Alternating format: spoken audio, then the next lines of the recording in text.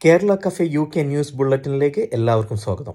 UK-യിലും യൂറോപ്പിലുമായി ഇന്ന് നടന്ന സംഭവ വികാസങ്ങൾ എന്തെന്ന് നമുക്ക് നോക്കാം. NHSകൾക്ക് ഇനി കാത്തിരിക്കാനാവില്ലെന്നും നിക്ഷേപം വൈകിപ്പിക്കരുതെന്നും ലിബറൽ ഡെമോക്രാറ്റ് നേതാവ് എഡ്വേർഡ് ഡേവി ലേബർ ഗവൺമെന്റിനോട് ആവശ്യപ്പെട്ടു.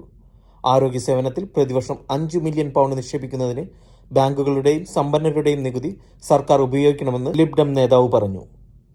ബ്രൈറ്റണിൽ ലിബ്ഡം കോൺഫറൻസ് നടക്കുമ്പോൾ ഒബ്സർവറുമായുള്ള അഭിമുഖത്തിലാണ് ലിബറൽ ഡെമോക്രാറ്റ് നേതാവ് വരാനിരിക്കുന്ന ബജറ്റ് പൂർണ്ണമായും NHSനുള്ള ബജറ്റ് ആയിരിക്കണമെന്ന് ആവശ്യപ്പെട്ടത്. കാലപ്പഴക്കം ചെന്ന ആശുപത്രികളുടെ അറ്റകുറ്റപ്പണികൾ നടത്തുന്നതിനും GP നമ്പർ വർദ്ധിപ്പിക്കുന്നതിനും ആവശ്യമായ പ്രവർത്തനങ്ങൾ ആരംഭിക്കാൻ കാത്തിരിക്കുന്നത് ഗുരുതരമായ തെറ്റാണെന്ന് അദ്ദേഹം മുന്നറിയിപ്പ് നൽകി.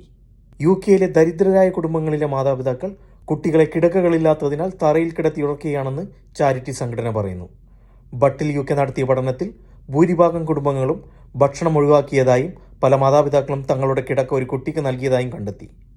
ചാരിറ്റി സംഘടനയുടെ ഗവേഷണ പ്രകാരം സർവേയിൽ പങ്കെടുത്ത മിക്ക കുടുംബങ്ങളും തങ്ങളുടെ വീടുകൾ ചൂടാക്കാനും വൈദ്യുതി നൽകാനും പണം കണ്ടെത്താൻ പാടുപെടുന്നതായും ജീവിത ചെലവ് പ്രതിസന്ധി മാതാപിതാക്കളുടെ കുട്ടികളുമായുള്ള ബന്ധത്തെ ഉലച്ചതുമായി കണ്ടെത്തി. 1567 കുടുംബങ്ങളിൽ നടത്തിയ സർവേയിൽ പകുതിയോളം പേർ തങ്ങൾക്ക് അവരുടെ വീട്ടിലെ എല്ലാവർക്കും കിടക്കാൻ കിടക്കകളില്ലെന്ന് പറഞ്ഞു. കൂടാതെ അവരുടെ വീടുകളിൽ ബ്ലാക്ക് മൗത്ത്സ് വ്യാപകമാണെന്നും അത് കുട്ടികളുടെ ആരോഗ്യത്തെ ബാധിക്കുന്നുണ്ടെന്നും സർവേയിൽ കണ്ടെത്തി. 2 കുട്ടികളുടെ ആനുകൂല്യ പരിധി ഉയർത്താനും സാർവത്രിക ക്രെഡിറ്റ് പേയ്മെന്റുകൾ ഗണ്യമായി വർദ്ധിപ്പിക്കാനും അതുപോലെ തന്നെ ദാരിദ്ര്യത്തിൽ കഴിയുന്ന ചെറുപ്പക്കാർക്കായി ഒരു ആരോഗ്യ പ്ലാൻ അവതരിപ്പിക്കാനും NHS കുട്ടികളുടെ മാനസികാരോഗ്യ സേവനങ്ങൾ പുനഃക്രമീകരിക്കാനും ചാരിറ്റി ബട്ടിൽ സർക്കാരിനോട് ആവശ്യപ്പെടുന്നു. കാണുന്നതോടൊപ്പം തന്നെ ചാനൽ ദയവായി സബ്സ്ക്രൈബ് ചെയ്യുക.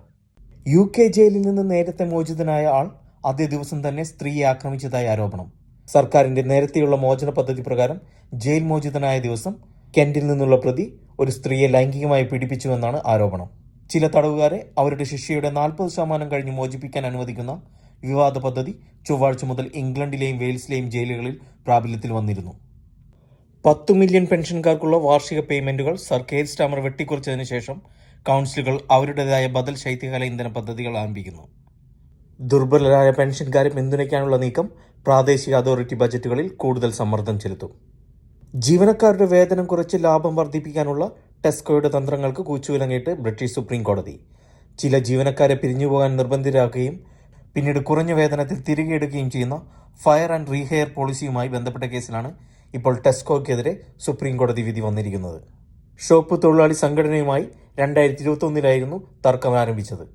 ടെസ്കോയുടെ ചില വിതരണ കേന്ദ്രങ്ങളിലെ ജീവനക്കാർക്ക് മുൻവർഷങ്ങളിൽ നൽകിയിരുന്ന റീടെൻഷൻ പേയ്മെന്റ് ഒഴിവാക്കുന്നതിന്റെ ഭാഗമായിട്ടാണ് തൊഴിലാളികളെ പിരിച്ചുവിടുകയോ പിരിഞ്ഞുപോകാൻ നിർബന്ധിതരാക്കുകയോ ചെയ്യുന്ന നയം ടെസ്കോ കൈക്കൊണ്ടത്. റീടെൻഷൻ പേയ്മെന്റുകൾ നൽകാതിരിക്കാൻ ടെസ്കോ സ്റ്റോഴ്സ് ലിമിറ്റഡിന് ജീവനക്കാരുടെ ജോലിക്കരാർ റദ്ദാക്കാനും പിന്നെ പുതിയ കരാറിന്റെ അടിസ്ഥാനത്തിൽ വീണ്ടും ജോലിക്കെടുക്കാനും അധികാരമില്ലെന്ന് UK-യിലെ പരമോന്നത കോടതി വ്യക്തമാക്കി. തൊഴിലാളിയെ നോട്ടീസ് നൽകി പിരിച്ചുവിടുകയും പിന്നീട് നേരത്തെ ഉണ്ടായിരുന്നതിനേക്കാൾ കുറഞ്ഞ വേതനത്തിലും കുറവ് ആനുകൂല്യങ്ങളിലും വീണ്ടും ജോലിക്കെടുക്കുകയും ചെയ്യുന്ന പരിപാടിക്കാണ് ഇതോടെ തട വന്നിരിക്കുന്നത്. തൊഴിലാളികളുടെ അവകാശങ്ങൾ സംരക്ഷിക്കുന്നതിനുള്ള പുതിയ നിയമങ്ങളുമായി എത്തുന്ന ലേബർ സർക്കാർ തൊഴിലാളികളെ ചൂഷണം ചെയ്യുന്ന 0 അവർ കോൺട്രാക്ട് ഇല്ലാതാക്കുമെന്ന് പ്രഖ്യാപിച്ചിട്ടുണ്ട്. അതോടൊപ്പം ഫയർ ആൻഡ് ഹയർ നയം നിരോധിക്കുമെന്നും ജോലിയിൽ കയറിയ ആദ്യ ദിവസം മുതൽ തന്നെ തൊഴിലാളികൾക്ക് അടിസ്ഥാന അവകാശങ്ങൾക്ക് അർഹതയുണ്ടെന്നുള്ള നിയമം കൊണ്ടുവരികയും ചെയ്യുമെന്ന് പ്രഖ്യാപിച്ചിട്ടുണ്ട്. എന്നാൽ പുതിയ നിയമത്തിന്റെ പൂർണ്ണമായ വിവരങ്ങൾ ഇനിയും പുറത്തുവിട്ടിട്ടില്ല. 2007 ടെസ്കോയുടെ നിരവധി വിതരണ കേന്ദ്രങ്ങൾ അടച്ചുപൂട്ടിയപ്പോൾ നിലവിലെ ജീവനക്കാരെ പിടിച്ചു നിർത്താനും അവരെ മറ്റു കേന്ദ്രങ്ങളിലേക്ക് റീലൊക്കേറ്റ് ചെയ്യാൻ പ്രോത്സാഹിപ്പിക്കുന്നതിനുമായിരുന്നു റീടെൻഷൻ പേയ്മെന്റ് ആരംഭിച്ചത്. ഇക്കാര്യം യൂണിയനുമായി സംബന്ധിച്ച ടെസ്കോ പിന്നീട് ഇത് ജോലി കരാറിന്റെ ഭാഗമാക്കുകയും ചെയ്തു. കരാറിലെ മറ്റൊരു വ്യവസ്ഥ കാരണം കാണിക്കാതെ തന്നെ ഒരു നിശ്ചിത കാലയളവിലെ നോട്ടീസ് നൽകി ജീവനക്കാരെ പിരിച്ചുവിടാനുള്ള അധികാരം ടെസ്കോയ്ക്ക് നൽകുന്നുമുണ്ട്.